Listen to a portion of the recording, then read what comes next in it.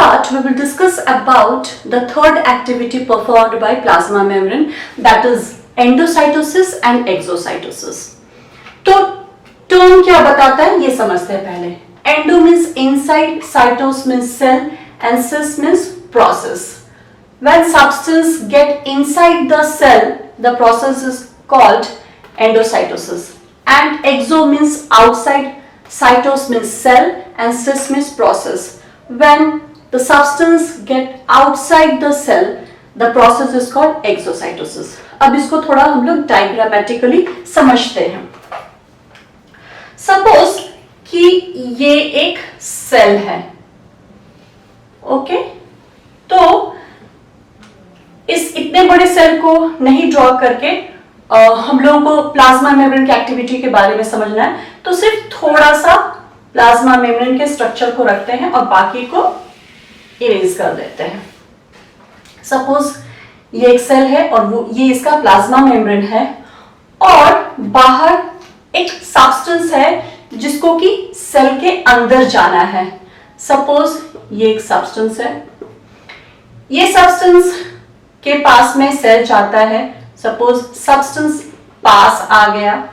अब होगा क्या कि प्लाज्मा मेम्ब्रेन इस सब्सटेंस के चारों तरफ सीडोपोडिया को ग्रो करेगा. Pseudopodia means false, podia means leg.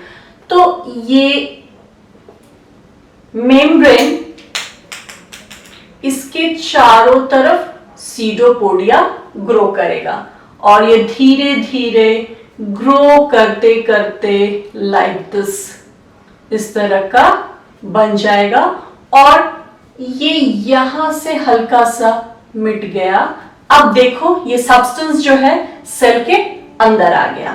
तो ये जो प्रोसेस है इसको हम लोग एंडोसाइटोसिस बोलते हैं. हम लोग इसको इस तरह से समझाने के लिए मैं इस तरह से की हूं, बट इस तरह से ड्रॉ करते हैं. कैसे ड्रॉ करते हैं? ये like this,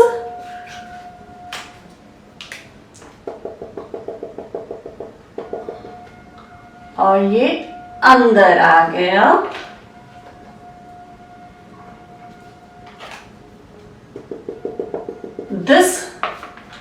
This process is called endocytosis. इसको क्या बोलते हैं हम लोग?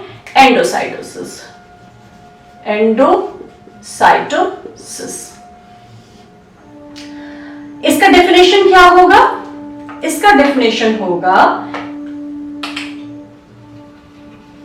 engulfing of substance into the cell with the help of plasma membrane is called endocytosis. Clear? अब ये एंडोसाइटोसिस दो तरह का होता है. One is phagocytosis, another one is pinocytosis. Phagocytosis को हम लोग सेल ईटिंग भी बोलते हैं एंड पिनोसाइटोसिस को हम लोग सेल ड्रिंकिंग भी बोलते हैं, क्योंकि फैगोसाइटोसिस में मटेरियल सब्सटेंस मटेरियल अंदर जाता है, सेल के अंदर जाता है. पिनोसाइटोसिस में लिक्विड सेल के अंदर में जाता है. सो फैगोसाइटोसिस को हम लोग सेल ईटिंग भी बुलाते हैं एंड पिनोसाइटोसिस को हम लोग सेल ड्रिंकिंग भी बुलाते हैं. Next is exocytosis. एक्सोसाइटोसिस को हम लोग सेल वॉमिटिंग भी बोलते हैं. सेल वॉमिटिंग क्यों? क्योंकि इसमें सब्सटेंस सेल के बाहर जाता है.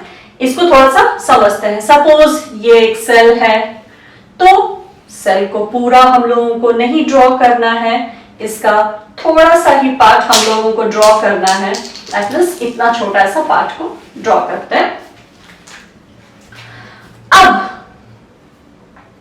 सेल के अंदर वेसिकल है, वेसिकल के अंदर मटेरियल है, इस वेसिकल को सेल के बाहर जाना है, तो होगा क्या, ये वेसिकल प्लाज्मा मेम्ब्रेन के साथ में फ्यूज हो जाएगा। ये वेसिकल प्लाज्मा मेम्ब्रेन के साथ फ्यूज हो जाएगा और यहां से प्लाज्मा मेम्ब्रेन हल्का सा अलग हो जाएगा और सब्सटेंस जो है वो बाहर की तरफ निकल जाएगा। This is exocytosis.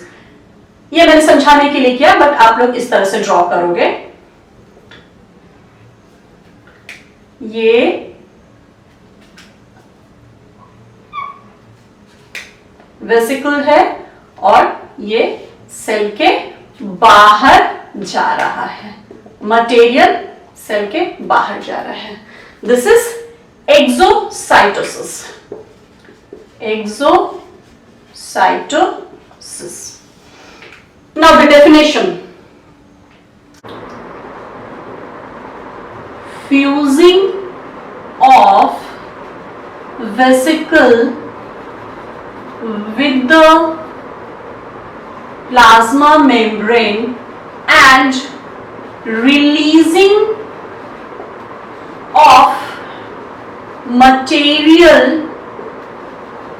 outside the cell is called exocytosis. Okay, vesicle का मेम्ब्रेन के साथ में फ्यूज हो जाना और मटेरियल का बाहर निकल जाना ही एक्सोसाइटोसिस कहलाता है। Now what is vesicle? तो सेल के अंदर छोटे छोटे स्ट्रक्चर्स जो मेम्ब्रेन बाउंडेड स्ट्रक्चर होते हैं उसको हम लोग वेसिकल बुलाते हैं। There is a question, what will happen if plasma membrane ruptures? अगर प्लाज्मा मेम्ब्रेन डैमेज हो जाता है, डिस्ट्रॉय हो जाता है, रैप्चर हो जाता है, तो सेल का क्या होगा? तो प्लाज्मा मेम्ब्रेन का फंक्शन क्या है? डिफ्यूजन करता है। प्लाज्मा मेम्ब्रेन की वजह से सेल डिफ्यूजन करता है, ऑस्मोसिस करता है। और प्लाज्मा मेम्ब्रेन का काम क्या है? वो प्रोटोप्लाज्मिक मटेरियल को प्रोटेक्ट करता है। तो प्लाज्मा मेम्ब्रेन नहीं होगा तो डिफ्यूजन नहीं होगा, ऑस्मोसिस नहीं होगा, और जितना भी प्रोटोप्लाज्मिक मटेरियल है वो सेल के बाहर चला जाएगा और अल्टीमेटली सेल जो है वो मर जाएगा। तो हम आंसर लिखेंगे, if plasma membrane ruptures, cell will not perform diffusion, osmosis and all the protoplasmic material will come out of the cell and the cell will die.